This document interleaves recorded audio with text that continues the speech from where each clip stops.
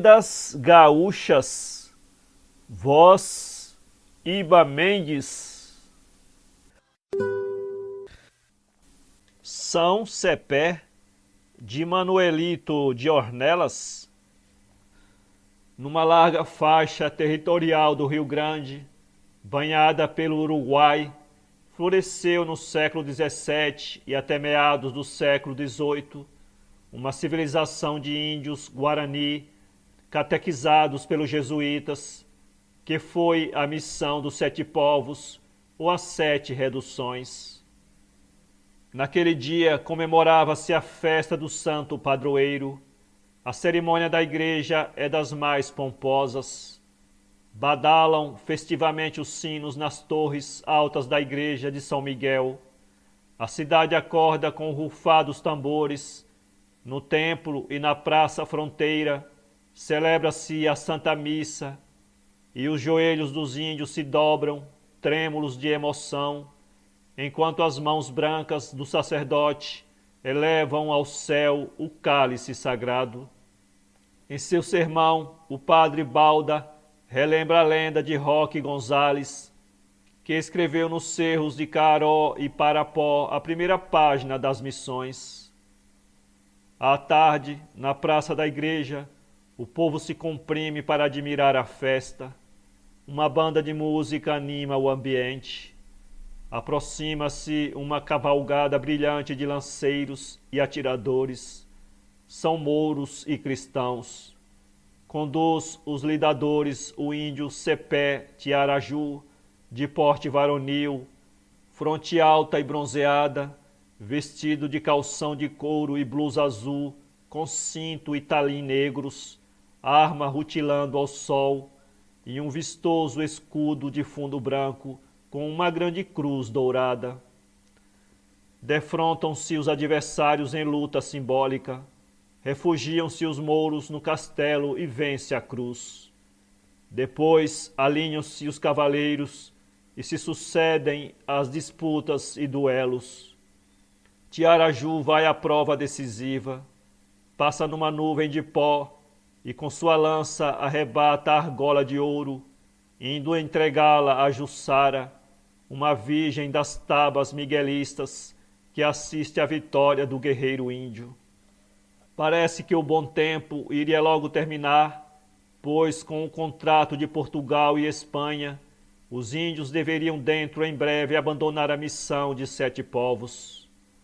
Jussara, que esperara pelo índio Cepé, diz a ele: Jussara sonhou esta noite com um dos anjos de Deus, de asas brancas como os pães de algodão e túnica cintilante, e o anjo me disse que um dia a dor viria povoar o meu jovem coração. O padre Balda, que ouvira, lhe respondeu: Filha, a dor é universal e eterna. A felicidade nem sempre te há de reservar todas as suas horas. Deves, pois, afastar essas sombras de ti. As palavras presságas da Índia calaram fundo no espírito de Tiaraju, onde a superstição não morreu de todo. E desta vez ele tinha razão. Na ampla sala do cabildo, junto ao templo, reúnem-se os maiorais dos 7 povos. A reunião tem aspecto grave, pois discute-se o destino daqueles povos. Das portas remotas das reduções, aproximam-se os exércitos ibéricos que vêm pelas armas cumprir o pacto diplomático concertado em Lisboa e Madrid pela entrega da colônia de Sacramento à Espanha e de 7 povos a Portugal. Os padres conclamam os índios à entrega pacífica das terras e à retirada para as outras terras. A palavra do padre Balda é mansa e refletida. Partamos, meus filhos, para esse novo destino que a providência nos reserva como dura prova de nossa fé. Padre, grita Cepé Tiaraju, tua palavra foi sempre uma ordem para nós.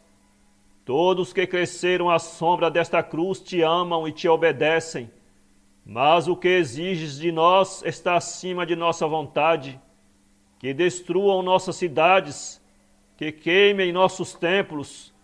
Estas tabas só conhecerão as bandeiras desses exércitos depois que eu tombar num campo de batalha. Partirei amanhã com 500 homens para descobrir suas trincheiras. Padre cura, perdoa a minha rebeldia. Caciques guaranis, voltarei para conduzir os nossos guerreiros. A madrugada surpreende o chefe guarani à frente de sua patrulha. Tiaraju leva o silêncio na boca e o fogo no coração. Parte em procura dos inimigos daquela paz tão cara à sua gente e a ele mesmo. Mas a cavalhada do vice-rei envolve os guaranis e os destrói. A tentativa indígena fora demasiadamente audaz e fogem todos pelos campos do Rio Pardo, sendo que Tiaraju cai prisioneiro. Chega rápida a notícia em 7 povos. Chora Jussara a prisão do índio, o padre a consola. Filha, Cepé é um guerreiro valente que conhece todos os segredos de sua terra e tem a vivacidade e força do jaguar. Ele ainda virá. Deus não abandonou os caminhos de Tiaraju, assim me diz o meu velho coração. Enquanto isso, Cepé era arrastado até o chefe lusitano. Um oficial brada: veja a mão de teu senhor. Eu não vejo a mão de outro homem. Sou eu ou ele o dono de minha terra? Tu és simplesmente um bárbaro. Mais bárbaro és tu. Eu defendo a minha terra e a minha gente. Tu pretendes violar a liberdade destes povos para nos tornar escravos. O general lusitano tenta abrandá-lo, oferecendo-lhe fumo. Não quero o teu fumo, tenho o melhor que o teu. Dize-nos onde estão teus cavalos e te darei a liberdade.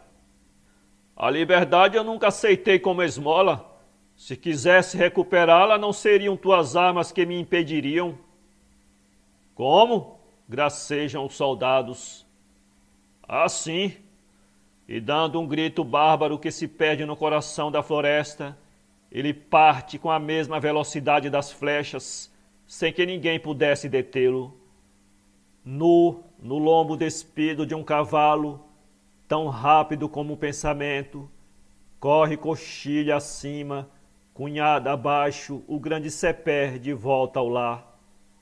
Entra ele sob a poeira das ruas, a galopar num delírio. Todas as almas se agitam, e uma voz corta o céu tranquilo e cristão. Cepé, Cepé, Cepé! Padre cura ao vê-lo exclama: todo te esperavam, meu filho, e meu coração, que tanto te pediu por tua liberdade, não mentiu. Padre, o chefe dos guaranis foi insultado. Cobriram de lama nossa raça. Minha boca está seca de sede e de fome. Só tenho um desejo, é de vingança. Vai à tua cabana, Cepé, e refaz o teu espírito. Cepé empurra a porta, o coração estremece de emoção e ternura. Lá está, embebida no seu sonho, Jussara, abraçada ao punho franjado de sua rede. O corpo poeirento do fugitivo envolve a jovem num abraço de calor e saudade.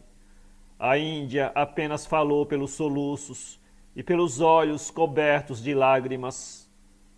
A bandeira portuguesa iria ao encontro da bandeira espanhola para a invasão final dos povos missionários. No acampamento português irrompe um soldado, ofegante, trazendo uma flecha. Gomes Freire, o chefe português, examina a arma indígena e encontra sobre a ponta aguçada uma mensagem. Diz ela: Cepé Tiaraju tem pronta a armada de seu laço para Pinto Bandeira. É o desafio do índio. Entretanto, portugueses esperam a ordem de atacar vinda por parte dos espanhóis. Mas esta tarda demais. Já cansados, recebem uma mensagem do general espanhol. Excelência, a força da Espanha permanecerá em seus postos e seu supremo comando lhe manda dizer que seus apressos não terminarão este mês. Que pensa de mim e de Portugal esse general espanhol? Levantem as barracas e ergam o acampamento. Voltam então aos muros da fortaleza. O retorno das hostes portuguesas para campos fechados é recebido nas missões com o alvoroço de uma vitória. Dezembro, que se iniciara pacífico nas terras dos sete povos, de repente se transforma em um grito de guerra que ecoa pelas quebradas e pelos recôncavos da mata. O tacape, a flecha e o cocá voltam a viver seu momento de glória na força atávica que desperta das profundezas da alma selvagem daqueles índios, novamente atacados pelos brancos. 2000 guaranis entoam seus gritos de guerra, e parece que sobre aquela gente não passou um século de civilização cristã. Tiaraju, no lombo de seu cavalo imponente, ostentando seu cocá de plumas de cores vivas, sua lança de 3 gumes, rebrilhando ao sol, vai à cabana de Jussara. Os olhos de ambos se cruzam. Cepé toma a cintura da jovem Guarani e une seu corpo rude e belo ao corpo palpitante e febril de Jussara. Tudo passa depois como um sonho. Sob a claridade de uma manhã de céu limpo, o forte de São Gonçalo se cobre de bandeiras e pelo ar diáfano e quente sobem sonoridades marciais de clarins. A bandeira portuguesa vai entrar em velhas terras disputadas pela Espanha e vai tremular sobre os fortes da fronteira do Uruguai. Na importância de sua autoridade, Gomes Freire de Andrade é a figura do conquistador. Fundem-se as armas de Espanha e Portugal, e ao romper da alva de 21 de janeiro, marcham unidos, seguindo o divisor de águas. Santa Tecla, porta de 7 povos, surge à vista. Mas em lugar da fortaleza encontram os soldados tudo destruído, desfeito, arrasado. Começam então as lutas de emboscadas, sabendo os índios da superioridade dos brancos. 800 dragões avançam contra os índios. Às primeiras descargas das armas aliadas, uma nuvem de flechas cai sobre os soldados invasores. O combate é violento e cruel, sobrepondo-se a todos a figura de Cepé Tiaraju, a do gênio da guerra. Sua lança coberta de vermelho embebe-se nos corpos portugueses. Levanta-se nos ares com uma bandeira rubra e deixa escorrer pelo cabo liso o sangue humano. As penas de seu cocá são rubras, vermelha as suas mãos. A volúpia do combate, o desespero da luta, não parecem cansar aquele físico acostumado aos mais rudes encontros. Uma dezena de soldados enfrenta-o. Cepé luta como um ser sobrenatural, mas chega-lhes pelas costas de um dragão português que lhe aplica um golpe fundo de lança. Cepé abraça-se ao pescoço do cavalo, tenta retirar, quase pendurado ao estribo, não resiste. O sangue lhe escorre aos borbotões. Viana chega ao local onde ele está caído e do alto de sua cela despeja sua pistola sobre o corpo já quase inerte de Cepé.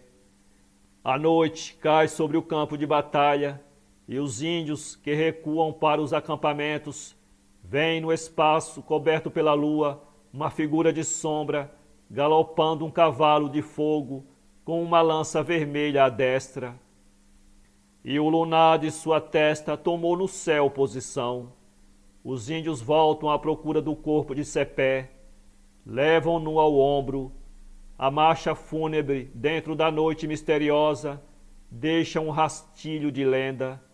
Enterram-no com a dor correspondente ao amor que lhe devotam.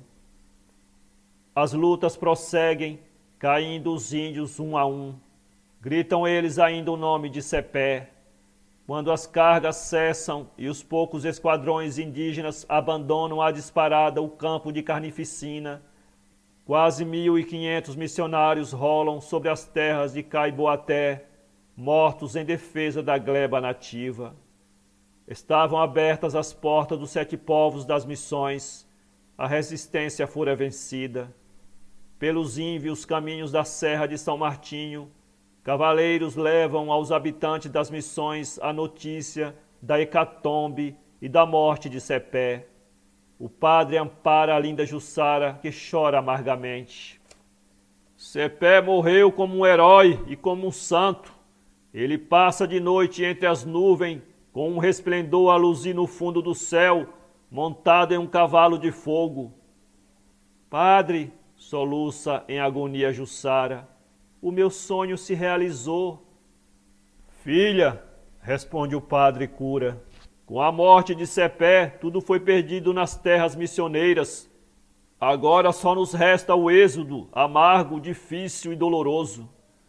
Mas na alma rude daquela gente, o amor pela terra tem a força de uma atração singular. Amam-na com o mesmo amor com que amam os filhos. Aquela imposta separação, o abandono das cabanas, feitas por suas próprias mãos, das lavouras, que agora abrem os capulhos de algodão, brancos como a farinha de trigo que moeram, é a mais bárbara e desumana das imposições. Mas, amparados pelo padre cura, eles se retiram em demanda de outras terras. A noite sem luzes é o manto de luto sobre a cidade abandonada. Há um silêncio de sepulcro pelas ruas, e todas as cabanas parecem bocas fechadas pela morte. E assim morreu Cepé. Ele não é uma criação da fantasia, é um herói de carne e osso. É o primeiro grito de amor à terra do Rio Grande. Uma figura que pede um monumento. Xeressaí, o Rio das Lágrimas, de Antônio Augusto. Existia em Santa Tecla, lá por perto de Bagé, uma estância que era o último posto dos índios. Dali para diante mandavam os brancos malevaços. Dali para trás, depois de Cepé, só Deus. Quem capatazeava esta estância para o Tiaruju era um velho chefe e Bagé, que deu o nome para a hoje bela cidade fronteira de Bagé. E peleava, que lhe digo, o índio velho, do jeito que viesse vinha bem, amigo de São Cepé, ora veja. E foi bem aí em Santa Tecla que os europeus inventaram de passar para atacar as missões. E já Cepé se tocou com os seus tauras flechado em socorro de Bagé, que a pegada ia ser feia, e foi. Se carnearam em 2 exércitos, como nunca se tinha visto coisa igual. De um lado eram os homens de guerra das Europas, bem armados e alarifes nessas coisas, peleando com manhas de sorro velho. Do outro eram os índios das missões, chefiados por moço guarani, peleando de qualquer jeito, mas matreiraços também. Quando se pegaram, foi como um estouro de manada de 1000 e tantas reses. Morto fedeu nesse dia. Mas, acossado pelas armas modernas dos brancos, tironeado pelo baita exército dos castelhanos e portugueses, Cepé Tiaraju, o orgulhoso chefe missionário, não teve outro jeito senão fazer cara à volta.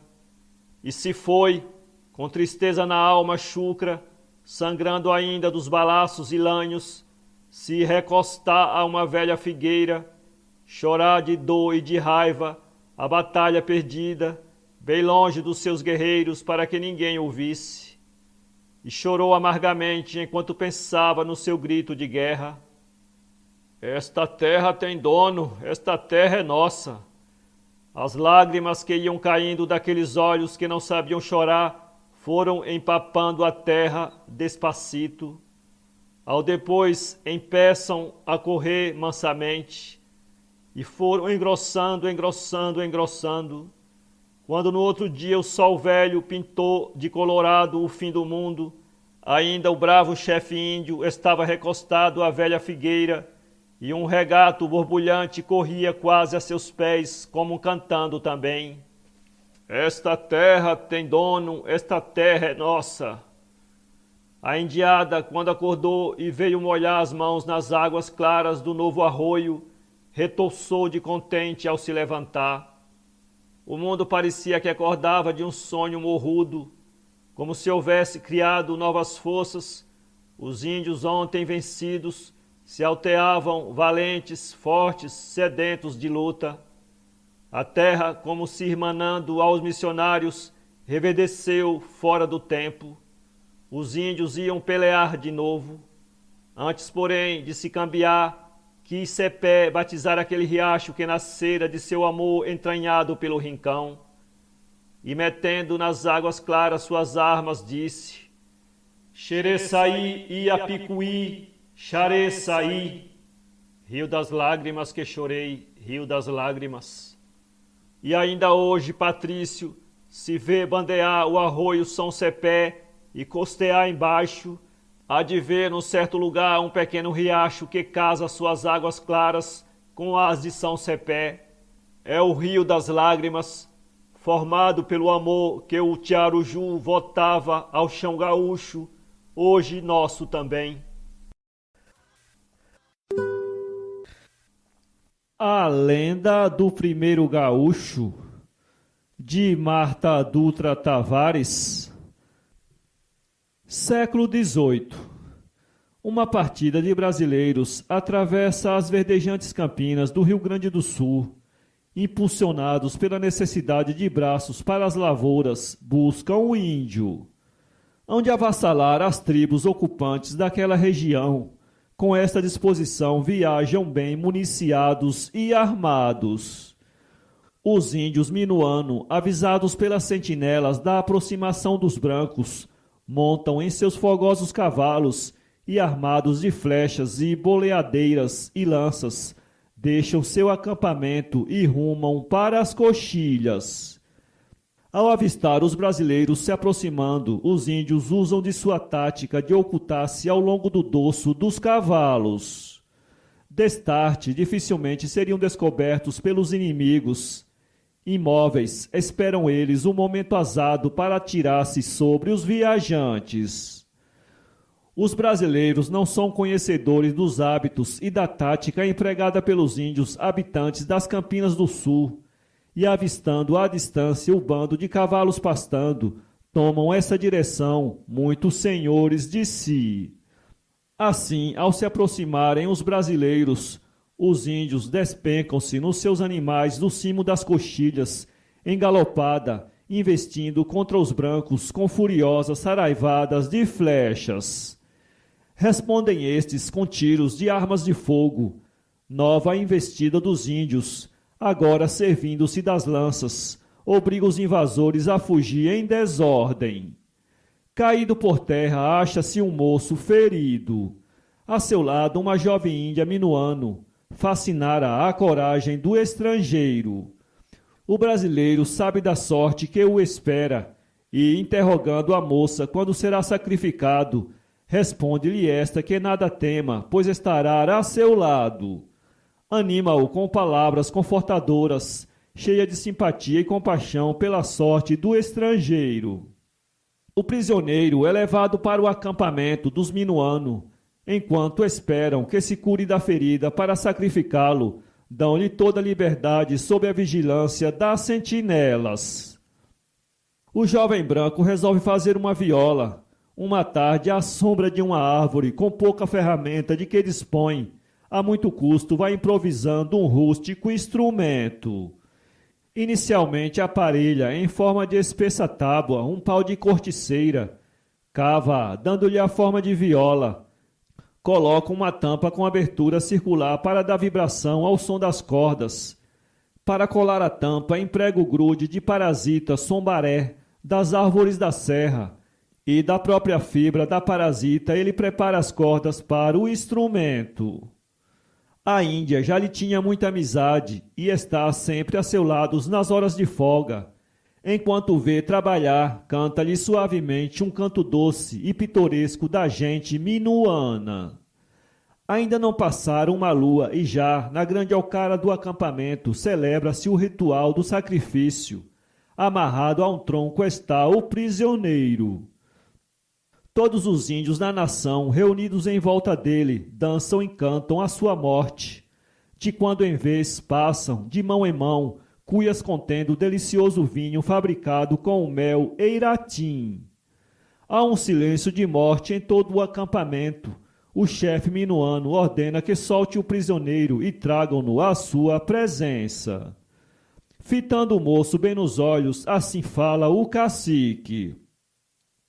Que aos teus irmãos sirva de lição esta última derrota, que não nos torne a vir incomodar. Os que vierem nestes campos buscar escravos, hão de ser esmagados pelas patas de nossos cavalos. E tu pagarás com a morte a tua audácia e a dos teus. Contudo, o chefe minuano diz ao condenado que faça o seu último pedido.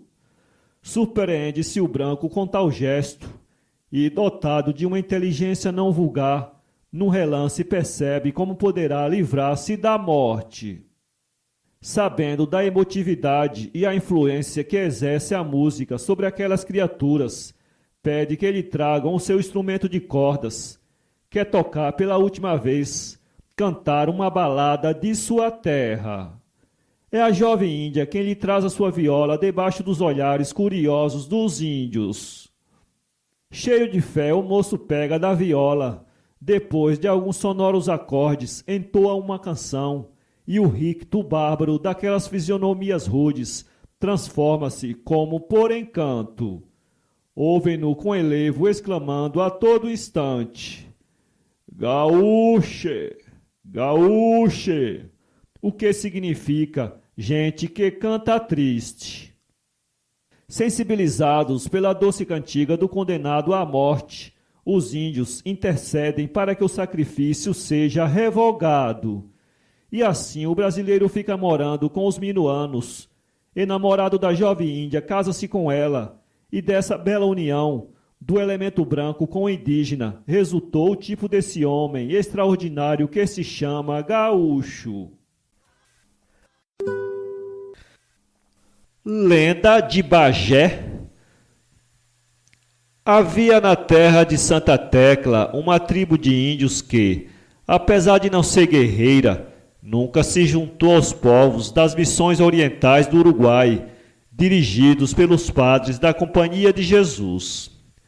Essa tribo de autêntica cepa guarani teria descido do noroeste, da própria zona missionária, quando para lá se dirigiram os padres, fundando povos e reunindo os indígenas em Ocaras e Tabas Grandes.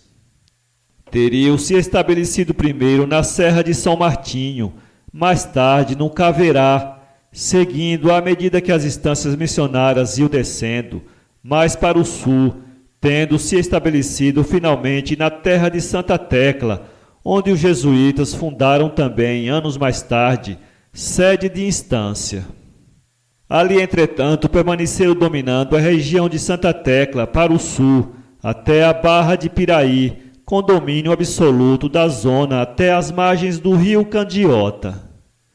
Como uma tribo nômade, obedecia sempre a chefe mais ou menos guerreiros, pelo menos na tendência, e que era ao mesmo tempo conselheiro e médico, ou seja, na definição de outras tribos, o pajé ou carai.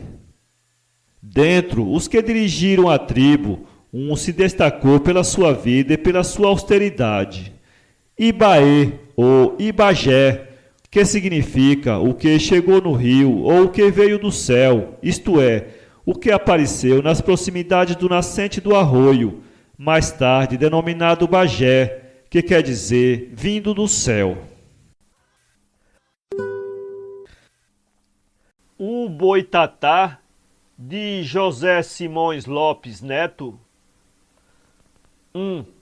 Foi assim, num tempo muito antigo, houve uma noite tão comprida que pareceu que nunca mais haveria luz do dia. Noite escura como o breu, sem lume no céu, sem vento, sem serenata e sem rumores, sem cheiro dos pastos maduros, nem das flores da mataria. Os homens viviam abistornados na tristeza dura, e porque churrasco não havia, não mais sopravam labaredas nos fogões e passavam comendo canjica insossa. Os borralhos estavam se apagando e era preciso poupar os tições. Os olhos andavam tão enfarados da noite que ficavam parados horas e horas, olhando sem ver as brasas vermelhas do Nhanduvai. As brasas somente, porque as faíscas que alegram não saltavam, por falta do sopro forte de bocas contentes. Naquela escuridão fechada, nenhum tapejara seria capaz de cruzar pelos trilhos do campo, nenhum flete crioulo teria faro, nem ouvido, nem vista para bater na querência, até nem sopro daria no seu próprio rastro, e a noite velha ia andando e andando. 2. Minto, no meio do escuro e do silêncio morto, de vez em quando, ora de uma banda, ora doutra, de vez em quando uma cantiga forte de bicho vivente furava o ar. Era o tetel ativo que não dormia desde o entrar do último sol e que vigiava sempre, esperando a volta do sol novo que devia vir e que tardava tanto já. Só o tetel de vez em quando cantava, o seu quero-quero tão claro, vindo de lá do fundo da escuridão e aguentando a esperança dos homens, amontoados no redor avermelhado das brasas. Fora disto, tudo mais era silêncio, e de movimento então nem nada. 3. Minto, na última tarde em que houve sol, quando o sol ia descambando para o outro lado das coxilhas, rumo do minuano, e de onde sobe a estrela d'alva, nessa última tarde também desabou uma chuvarada tremenda. Foi uma manga d'água que levou um tempão a cair, e durou, e durou. Os campos foram inundados, as lagoas subiram e se largaram em fitas, coleando pelos tacuruzais e banhados, que se juntaram todos num. Os passos cresceram e todo aquele peso d'água correu para as sangas, e das sangas para os arroios, que ficaram bufando campo afora, fogando as canhadas, batendo no lombo das coxilhas. E nessas coroas é que ficou sendo o paradouro da animalada, tudo misturado no assombro. E eram terneiros e pumas, touradas e potrilhos, perdizes e guaraxaíns, tudo amigo de puro medo. E então, nas copas dos butiás vinham encostar-se bolos de formigas, as cobras se enroscavam na enrediça dos aguapés, e nas estivas do Santa Fé e das Tiriricas boiavam ratões e outros miúdos. E, como a água encheu todas as tocas, entrou também na da Cobra Grande o boi Guaçu, que havia já muitas mãos de luas, dormia quieta, estanguida. Ela então acordou-se e saiu, rabeando. Começou depois a mortandade dos bichos, e a boi Guaçu pegou a comer as carniças, mas só comia os olhos e nada mais. A água foi baixando, a carniça foi cada vez engrossando, e a cada hora mais olhos a cobra grande comia. 4. Cada bicho guarda no corpo o sumo do que comeu. A tambeira, que só come trevo maduro, dá no leite o cheiro doce do milho verde. O cerdo, que come carne de bagual, nem 20 alqueires de mandioca o limpam bem. E o socó tristonho e o biguá matreiro, até no sangue tem cheiro de pescado. Assim também nos homens, que até sem comer nada, dão nos olhos a cor de seus arrancos. O homem de olhos limpos é guapo e mão aberta. Cuidado com os vermelhos, mais cuidado com os amarelos, e toma tenência doble com os raiados e baços. 5. Assim foi também, mas do outro jeito, com o boi Guaçu, que tantos olhos comeu. Todos, tantos que a cobra grande comeu, guardavam, entranhando e luzindo um rastilho da última luz que eles viram do último sol antes da noite grande que caiu. E os olhos, tantos, que com um pingo de luz cada um foram sendo devorados. No princípio um punhado, ao depois uma porção, depois um bocadão, depois com uma abraçada. 6. E vai, como a boi-guaçu não tinha pelos como o boi, nem escamas como o dourado, nem penas como a avestruz, nem casca como o tatu, nem couro grosso como a anta, vai o seu corpo ficando transparente, clareando pelos milhas de luzezinhas, de tantos olhos que foram esmagados dentro dele, deixando cada qual sua pequena réstia de luz. E vai, afinal, a boi-guaçu, toda já era uma luzerna, um clarão sem chamas, já era um fogaréu azulado, de luz amarela e triste e fria, saída dos olhos, que fora guardada neles quando ainda estavam vivos. 7. Foi assim e por isso que os homens, quando pela primeira vez viram boi-guaçu tão demudada, não a conheceram mais. Não conheceram e julgando que era outra, muito outra, chamaram-no desde então de Boitatá, cobra de fogo, Boitatá, o Boitatá. E muitas vezes o Boitatá rondou as rancheiras, faminta, sempre que nem um chimarrão. Era então que o tetel cantava como um bombeiro. E os homens, por curiosos, olhavam pasmados para aquele grande corpo de serpente transparente, tatá de fogo, que media mais braços que 3 laços de conta e ia alumiando baçamente as carquejas. E depois choravam desatinados do perigo, pois as suas lágrimas também guardavam tanta ou mais luz que só os olhos e o boitatá ainda cobiçavam os olhos vivos dos homens, que já os das crianças o enfaravam. 8.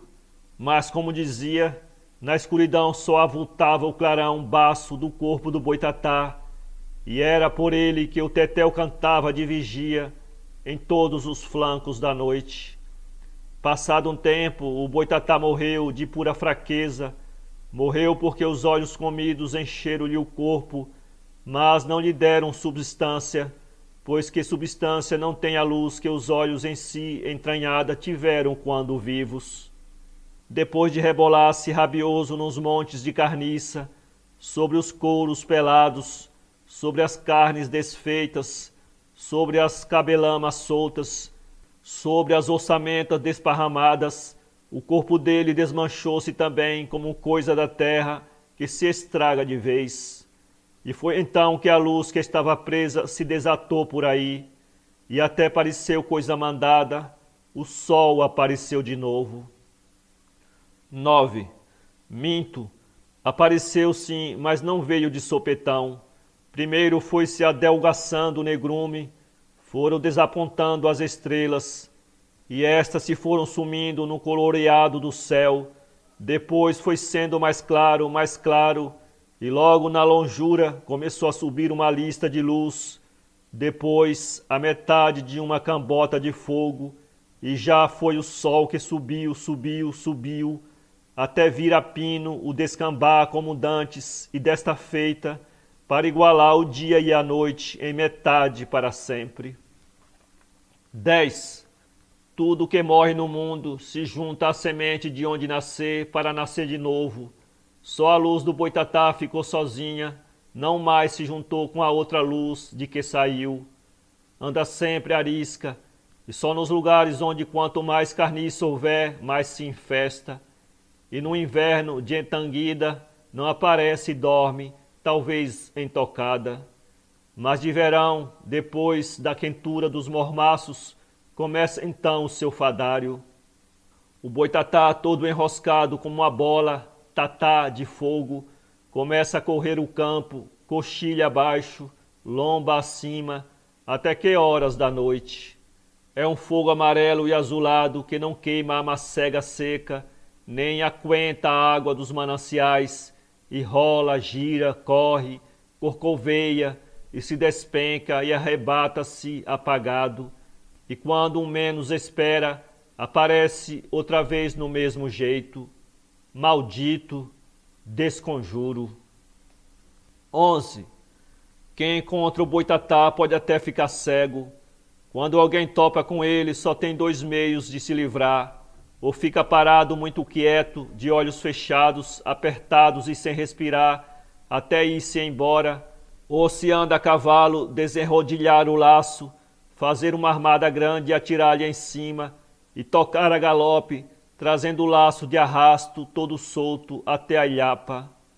O boitatá vem acompanhando o ferro da argola, mas de repente numa macega todo se desmancha e vai esfarinhando a luz para emulitar-se de novo com vagar na aragem que ajuda. 12. Campeiro precatado, reponte o seu gado da querência dos boitatás, o partiçal aí fez peste. Tenho visto. O Clarim Farroupilha, de Arthur Ferreira Filho, era um humilde. 2 coisas apenas bastavam para encher sua vaidade de modesto filho de posteiro gaúcho: seu Clarim e a irredutível fidelidade a Bento Gonçalves.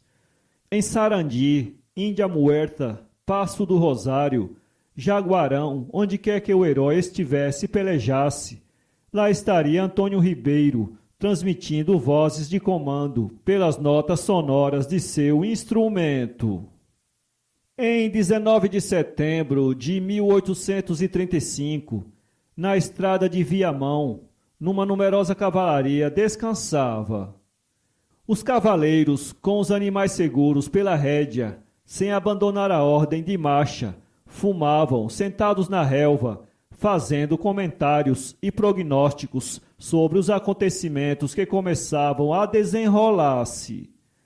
Afastando da tropa, Bento Gonçalves e Onofre Pires falavam em voz baixa, trocando impressões e combinando planos. A poucos passos, o velho Clarim permanecia em silêncio de pé, apoiando-se sobre o cavalo encilhado, o olhar atento aos menores gestos do chefe.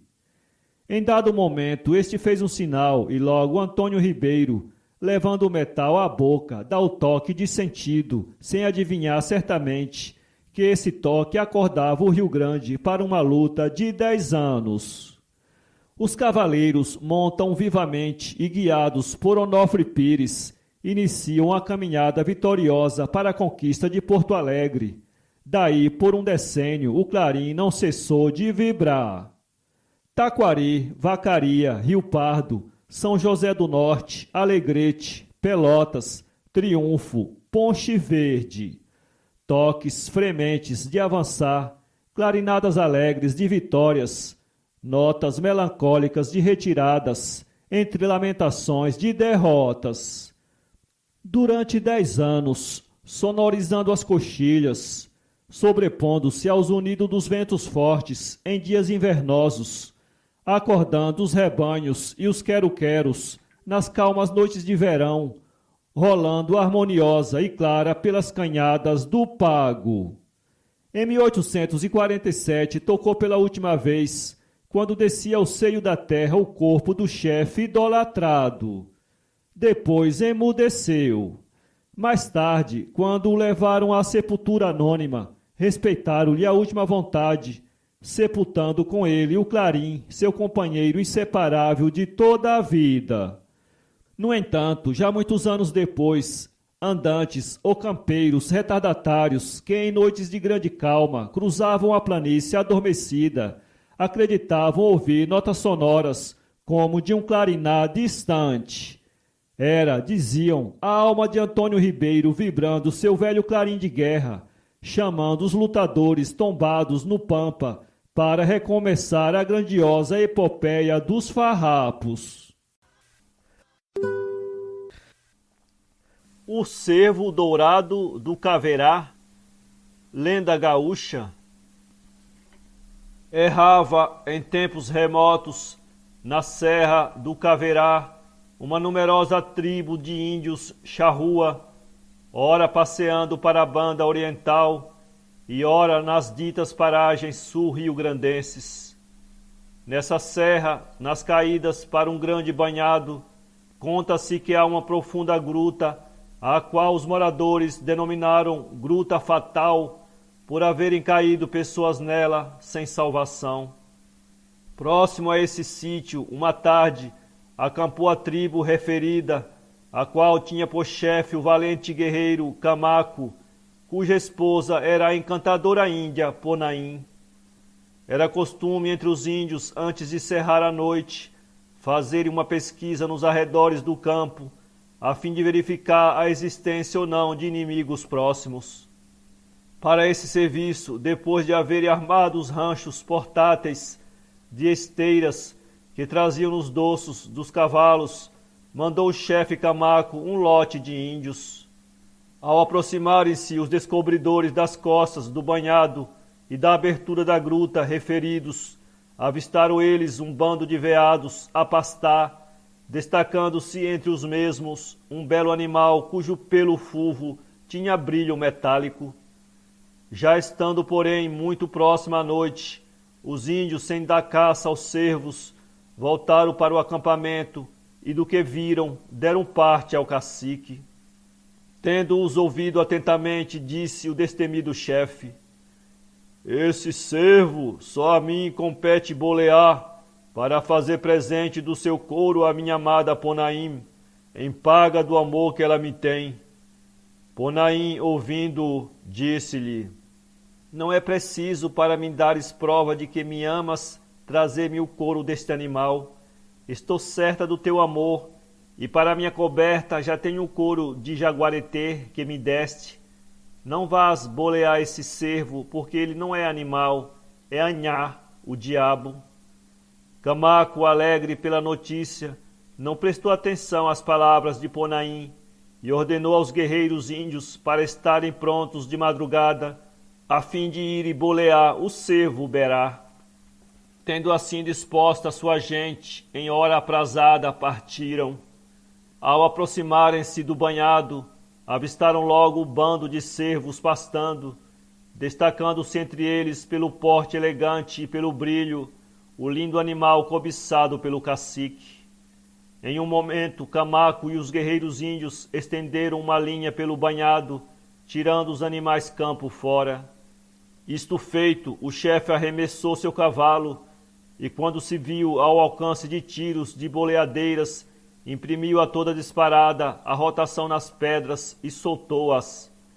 Na mesma ocasião, os índios viram levantar-se uma grande cerração, ficando nela envolvido o infeliz Camaco, que desapareceu. Passado algum tempo, dissipou-se a cerração e os guerreiros, orientando-se de novo, puseram-se à procura do seu amado cacique, sem que fosse possível encontrá-lo. E, desacoroçoados, voltaram ao acampamento para dar parte a Ponaim da triste ocorrência. A formosa índia, ao ouvi-los, desatou em prantos e, num ápice, saltou no seu belo e manso cavalo e, acompanhada dos índios, dirigiu-se ao lugar do desastre. Só a inditosa Ponaim, ferida profundamente pela perda do ser amado e com um grande poder de observação feminina, foi dado encontrar a gruta fatal e na boca desse antro o profundo rastro de resvelamento do cavalo do seu querido Camaco, que ali caíra sobre o dorso do animal, desaparecendo com ele. O cavalo encantado da lagoa do Parobé, de João Sesimbra Jacques. No começo do século XIX, erravam por aquelas paragens duas tribos de índios minuano. Dois moços dessa nação amavam loucamente uma índia, filha do cacique de uma tribo amiga dos minuanos. Um deles era o preferido da Índia, e o que não se sentia correspondido odiava de morte o rival, alimentando o desejo de matá-lo. Um dia esse moço infeliz, indo à beira da lagoa do Parobé, topou enorme cavalo negro com azeviche, cujo pelo reluzia, tornando o animal deslumbrante. Ao contemplá-lo, disse o moço índio: agora sim vou ser feliz. Montando neste lindo cavalo, passarei pela frente de minha amada, que tem o nome de Nuivoti, ou Campo de Flores. Ela, vendo-me no dorso deste animal, desprezará meu rival e me há de amar. Assim pensando, dirigiu-se ao animal, levantando as boleadeiras para boleá-lo. No entanto, vendo-o parado, foi se aproximando, até que desistiu de usar as boleadeiras. Lançou mão do laço e laçou-o, sem que o formoso cavalo fizesse grande oposição, e foi colhendo o laço até que chegou a trazê-lo bem perto. Vendo o índio a mansidão do cavalo e o modo pacífico por que este se entregou, meteu-lhe as rédeas e pôs-lhe no dorso um vistoso couro de onça dobrado em dois. Depois de se haver ornado com plumas de avestruz e com uma tanga de couro de veado, montou o belo cavalo que acabava de subjugar. Então dirigiu-se para os lados da tribo da moça índia, sua adorada. Mas não havia cavalgado um minuto, quando o animal deu uma volta com tal velocidade, como se fosse um verdadeiro vôo, e sem que o cavaleiro pudesse dominá-lo, lançou-se no lago, desaparecendo. Desde essa época ficou no bom povo a crença de que existe o cavalo encantado na lagoa do Parobé. O umbu do Caverá, de Adalberto Pio Souto. Coisa notável é o fato, presenciado por todos quantos viajam pela Serra do Caverá, que de 5 em 5 léguas há plantado um pé de umbu.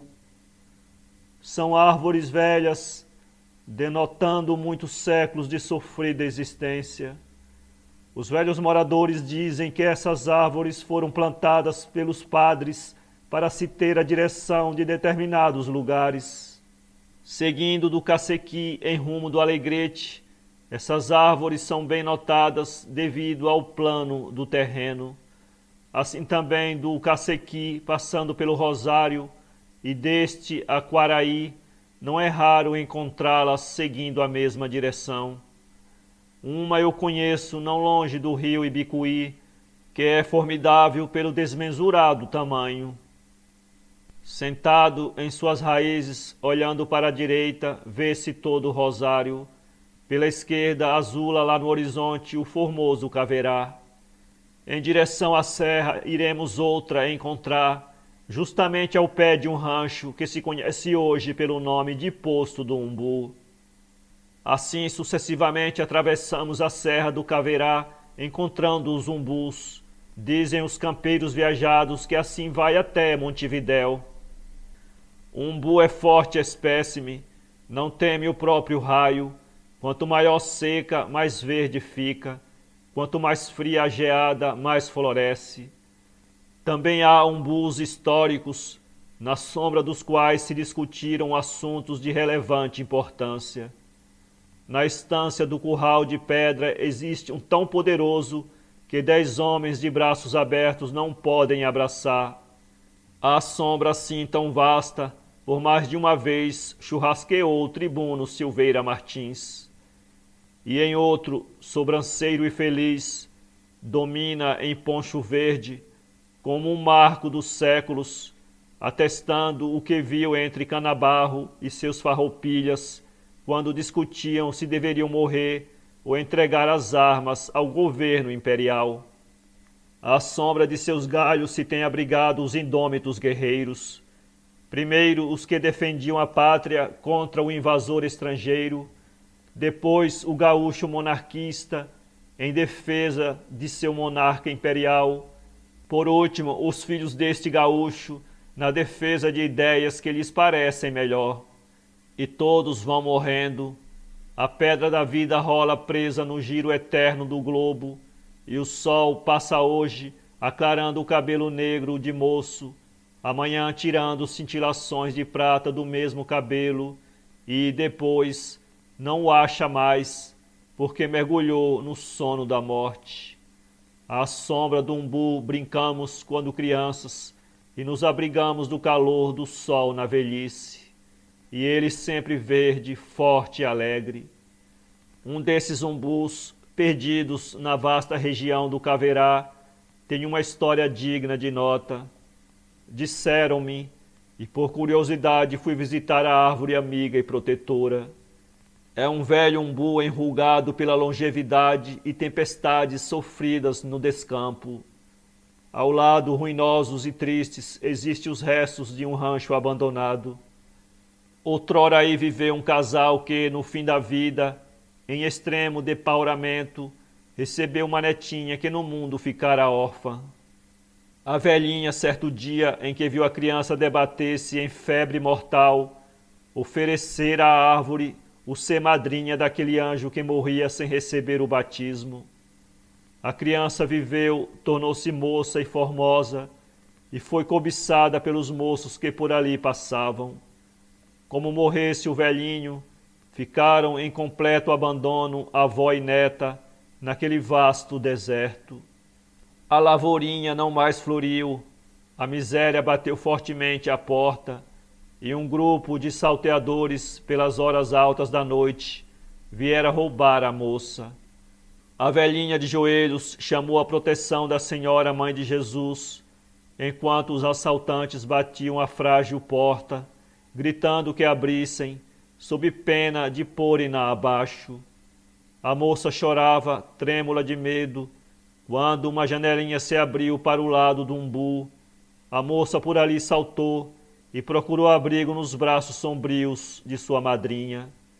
Ao sair do rancho, fora vista e pelos maus seguida, mas eis que, enquanto se ocultava entre a folhagem verde da árvore madrinha, das raízes desta saiu uma víbora, com olhar de brasa, agitando a língua de chama. Os raptores param atônitos, arrancam das armas e despejam formidáveis descargas contra a cobra irada. Esta impávida resiste coleando, desliza combatida e se acoita ao pé da árvore.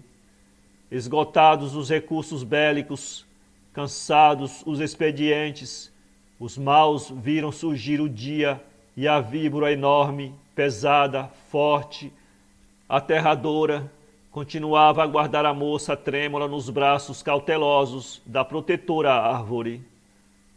Veio o dia e com ele a paz. Os atacantes fugiram e abandonaram, corridos pela vergonha, o intento criminoso. Esta lenda tornou venerado o nobre umbu, e são poucos os viandantes que, passando por ali, não tiram o chapéu. O que a árvore fez no silêncio da mudez, bem poderiam repetir os homens, usando em lugar da víbora o coração. Pai Coati, de João Belém. Em meados do século passado, um fato curiosíssimo prendia a atenção dos moradores dos Banhados, no 2º distrito de Santa Maria. Era o caso que, numa ou noutra estância, lá naquelas bandas, de quando em quando, era encontrada uma esteira nova, sem uso, ou um balaio nas mesmas condições. Objetos esses que mãos invisíveis iam à noite ocultamente deixar ali em lugar que fossem vistos logo pela manhã ao começar a faina diária. De onde vinham aqueles objetos? Quem os teria trazido? Ninguém atinava. Era assim, em verdade, um caso surpreendente. Agora, o reverso da medalha. Em tais ocasiões, sempre desaparecia um facão, machado ou serrote que ficasse ao relento, e algumas vezes uma manta de charque que repousava no varal, ou uma ovelhinha. É incrível, diziam todos. Na impossibilidade de ser desvendado o mistério, a fantasia popular deleitava-se em tecer em torno do caso estranhos comentários, onde sempre o demônio entrava como figura obrigada. A princípio, o povo, muito especialmente as mulheres, não tocava nos objetos achados em tais condições, atribuindo o fato a artes do diabo, ou pelo menos a feitiço, em que eram mestres os negros escravos trazidos da costa da África. Mas com o tempo, verificando-se que as esteiras e os balaios deixados não faziam mal a ninguém, ao contrário, eram uma utilidade evidente, a prevenção desapareceu, chegando ao ponto de algumas pessoas deixarem à noite, na mangueira ou na frente da casa, facas, tesouras, cordas, galinhas atadas pelas pernas, na esperança de ser qualquer dessas coisas trocadas por uma esteira ou um balaio. Durante anos, tais transações foram, naquele lugar, o fato mais natural do mundo, tendo perdido seu cunho sensacional por ter caído no domínio das coisas comuns. Em certa ocasião, escravos que andavam à procura de mel em sua mata virgem, 2 quilômetros mais ou menos distantes da casa da estância, perceberam que do centro da floresta elevava-se, espiralando, uma tênue nuvem de fumaça branca. Surpresos, procurando desvendar o enigma, um dos pretos galgou a copa de uma árvore gigantesca e, lançando o olhar em direção ao ponto de onde saiu o fumo em novelo, descobriu um brasido no meio da mata espessa, onde negro horrendo se entretinha em preparar um assado. Descendo, comunicou aos parceiros a descoberta, resolvendo capturar o indivíduo que, naturalmente, era algum negro fugido. Armados até os dentes, os escravos puseram em cerco o desconhecido e, avançando cautelosamente, caíram sobre ele, subjugando-o, apesar da resistência tenaz oposta pela vítima. Era um negro de proporções avantajadas e de aspecto medonho, em razão do cabelo emaranhado e pelo insulto, que lhe cobria a cara, onde os olhos cintilavam como brasas. Cobria-lhe o peito e as costas uma couraça de pele de coati costurada com cipó e prendia aos quadris uma espécie de tanga de pele do mesmo animal. Levado à estância e apresentado o novo espécime da nossa fauna, a quem logo chamaram de Pai Coati, em razão de sua indumentária, nada foi possível apurar de momento, pois o desconhecido não compreendia a língua portuguesa. Chamados alguns pretos nascidos na costa da África para se entenderem com Pai Coati, um deles o compreendeu afinal. Eram ambos nascidos na mesma região. Foi então explicado o mistério das esteiras e balaios. O caso era o seguinte: tendo chegado o referido preto ao Rio Pardo, em uma leva de negros para serem vendidos em leilão, conseguiu ele evadir-se e, atravessando sertões, precipícios e banhados, lutando com as feras e as intempéries, chegou são e salvo ao 2º distrito de Santa Maria, onde, dentro da Mata Virgem, armou sua choupana e descansou em termos. Por bom índole e honesto por instinto, não quis ele roubar os utensílios de que precisava, nem a carne comia quando lhe faltava a caça. Assim, perito que era na manufatura de cestos e esteiras, meio de vida que tinha em sua terra, dedicou-se ali a este mister, trabalhando afanosamente na fabricação de tais objetos para, à noite, misteriosamente, trocá-los uma ou outra instância por aquilo que achasse à mão e que lhe pudesse ser útil. Em breve, a comovente história do Pai Coati, correndo de boca em boca, encheu a redondeza. Todos queriam vê-lo e admirá-lo. Uma auréola glorificadora circundou-lhe a negra fronte, compensando os dias de amargura. Livre, convencido de que não seria objeto de compra e venda, Pai Coati começou a trabalhar de peão aqui e ali, sem nunca fixar-se definitivamente em uma estância, pois não raro abandonava tudo para ir novamente viver dentro do mato caçando coatis. Para ler esse livro, acesse www.poeteiro.com